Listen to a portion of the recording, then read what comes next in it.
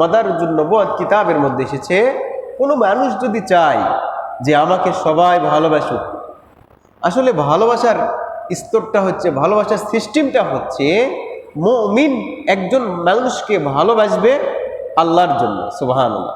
মুমিন একজন মানুষকে ভালোবাসবে আল্লাহর জন্য, মুমিন একজন মানুষকে ঘৃণা করবে আল্লাহর জন্য।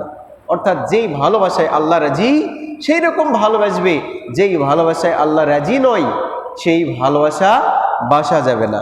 তো কোনো মানুষ যদি চিন্তা করে যে দুনিয়ার মানুষ আমাকে ভালোবাসুক, হ্যাঁ, আমাকে ভালোবাসুক, আমার সুনাম সুখ্যাতি ছড়িয়ে পড়ুক, আমার আল্লাহ তাআলার মাহবুব বান্দাদের কাতারে নাম লিখানো হোক, ওই ব্যক্তির উচিত হচ্ছে শুধু মানুষ না, পৃথিবীর সমস্ত মাখলুকাতের ভালোবাসা পাওয়ার একটা মাধ্যম হচ্ছে, শ্রেষ্ঠ মাধ্যম হচ্ছে দরুদে মুস্তাফা সাল্লাল্লাহু আলাইহি ওয়াসাল্লাম।